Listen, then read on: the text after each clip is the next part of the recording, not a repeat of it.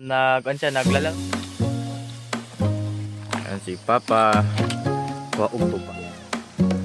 Ang laki ng bibing.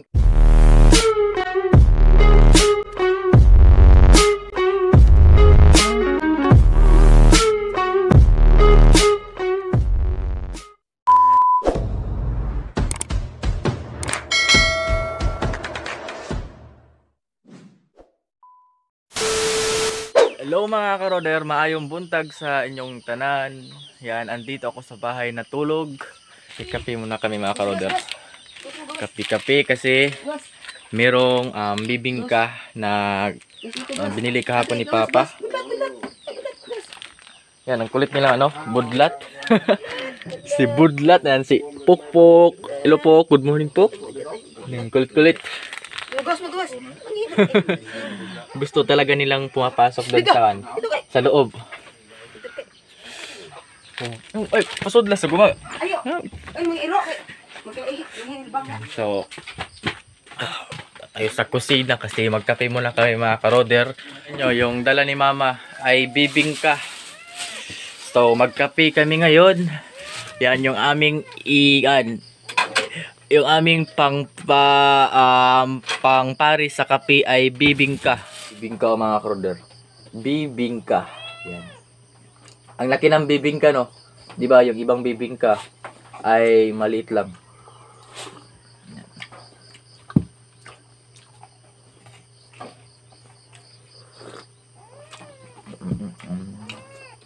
Ganyan sa alien. Wow! Alien! Catch! What? Hindi ka catch.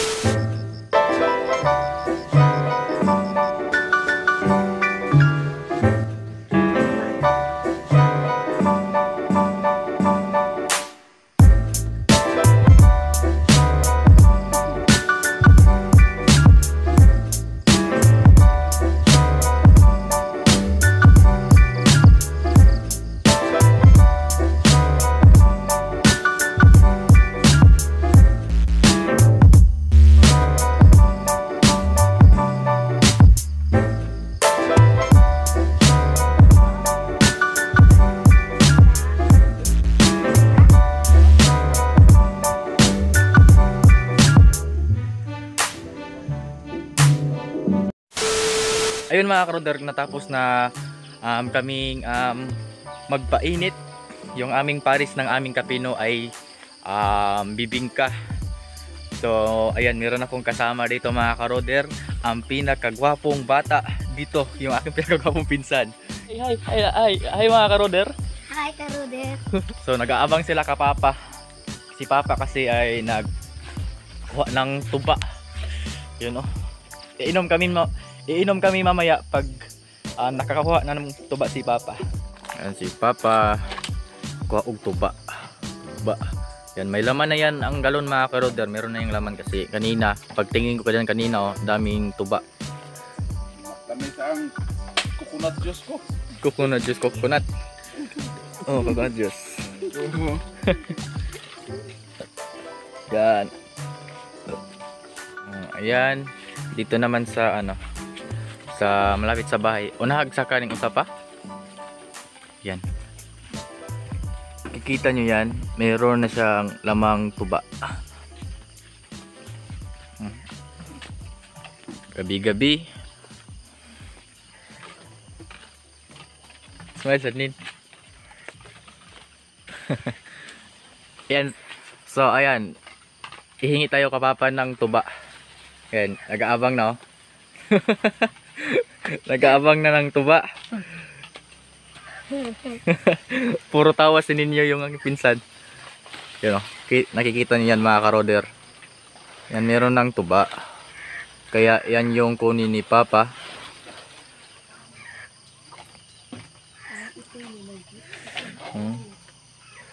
Morning din. Mga bulaklak ni Mama. Ay mga halaman pala. Mga halaman, mga cactus at saka succulent. Ito ay cactus. Ito naman ay succulent. succulent lahat. Ito ay mga caladium ba yung gabi-gabi, mga gabi-gabing koleksyon ni mama. Ito mga karoder, napahanga ko talaga nito mga karoder. Ito butterfly, yan, nakikita nyo naman sa kanyang dahon ay para po talaga siyang butterfly. At saka ito din oh, itong gabi-gabi, yung nasa gitna niya ay nag-form po siya ng butterfly. Ayan si Papa. Alam niyo ba mga karoder, tuwing umaga po talaga kukunin yung tuba. Every morning, tapos gabi, gagawin mo yung hihiwain. Then ilagay mo yung parang ano, yung sa sa 1 liter. Yan. Tapos sa hapon naman ay hihiwain din, pero hindi kunin yung tuba kapag mayroon ng tuba. Umaga lang po talaga kunin yung tuba. Ayan. Mayroon nang ano, mayroon ng buko. Wow, buko. Ayan. Meron ng tuba. Kuya, Nasa galon na. Sige, ipisi. Ilagay sa galon. Sila Rodero. Rodero si Pukpuk. Saan? Ang sa ano, sa silid. Yan, inom kag tuba. Ha? Ikaw, Gail? Kag baso. Katong stainless. Yan. Maraming mga bubuyog. Paborito talaga ng mga bubuyog yung mga yung tuba kasi matamis. Liguan. Liguan yung tawag sa amin. Minsan merong cute. At saka merong tambuan. Tambuan.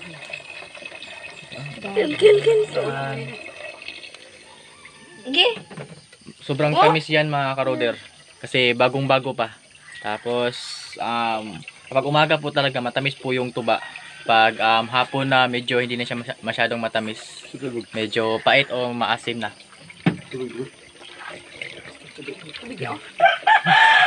Kulit ni Roder, oh. Roder? Tangit. Napala. Yan. Nausag galon. Ano? Isang galon. Isang galon yung tuba. Prito, yan. Isang galon. Mainom ka. Binagre. Ayan, binagre na tuba. Walang halong yung tungog. Kasi yung tungog mga karoder ay pangdagdag yun, pang palasing yung tungog. Kaya ito, medyo hindi ito makalasing kasi wala siyang kan po talaga. Napaka fresh po talaga. Wala siyang halong tungog. Yung pampakulay.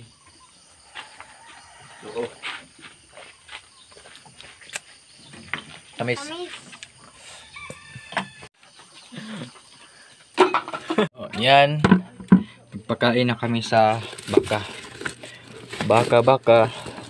Ito ay tahop mga karoder. Ito yung dinaanan ng yung magpagiling ka ng mais. Ito. Tahop. Taka nag-asin. Yan, tahop. Usa ka balde ni pa? Pa? Sakto-sakto lang? Ha? Okay, yan. Tahop. Yan. Lagyan ko pa ng asin mga karoder.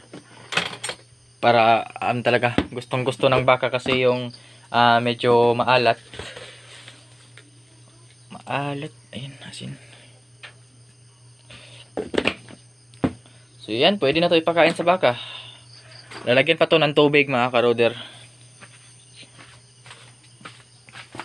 Tarap. Ayan si Bintong. Maagang kumakain si Bintong. Kinakain niya yung yung kangkong sa fish pond. Tong? Musta tong? Yan. Sunkiss tong, sunkiss. Yon.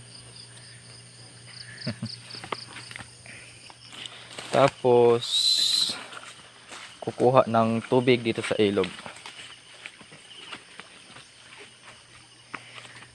Yan. Mga pila ka baldi, kag tubig ini pa. Pa. Gamay ra. Yan, ito na yung kanilang pagkain. Bigyan natin ng tubig. Tapos hahaluin. Yan. Kasi minsan mga karoder, pag mahirap kasi kumuha ng pagkain, yung mga dahon. Kasi kapag tag-init, yung mga dahon ay mamamatay, yung mga damo. Saka minsan ito yung pagkain. Pag mayroong pera, kung makabili ng tahop, ito yung ipakain namin, yung tahop.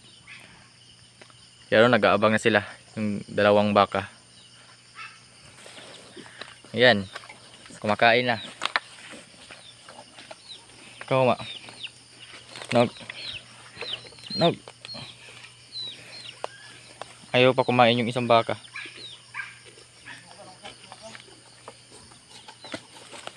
Yan.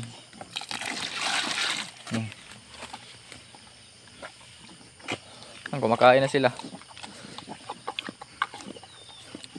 Si Bintong, ayan, hindi pa binigyan ng ano, yung tahap kasi, ayan, tumatakbo na naman si Bintong. Kulit talaga tong baka na to si Bintong. Si Harabas ay andun sa likod. Doon pa nilagay kasi wala pa nga dito. Walang mga masyadong pagkain. So kaya tahap mo na yung pinakain mo la.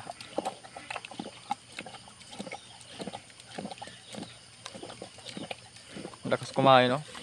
Yan, ito yung mga karoder, oh, yung fertilizer ng baka, yung dumi ng baka. Ito yun. Ito yung gagamitin. Yung kapag magtanim ka, yung pang fertilizer. Napaka-organic, no? Ito medyo hindi pa to pwede kasi medyo basa pa. Yung lang, yung uga, yung tuyo na. Andun, no, sa dulo. Pwede na yan kunin. Lakas ko, no? Ang takaw kumain ng baka. Yan. Hello po mga kaloder. Yan. Magandang gabi po sa inyong lahat. So ayun, si mama, natulog na si mama. Tulog na si mama. Ako ay matulog na din ngayon kasi gabi na dito. Inaantok na din ako. So yung yung aking Ming. Ming, tulog ka na, Ming? Ming? Tulog ka na, Ming? Tulog na si Ming. So ayun mga karoder, dito ko lang i-end yung aking vlog. Salamat po sa pagsama nyo ngayon sa aking vlog buong araw. And kita-kits po sa susunod ko na vlog. Bye po.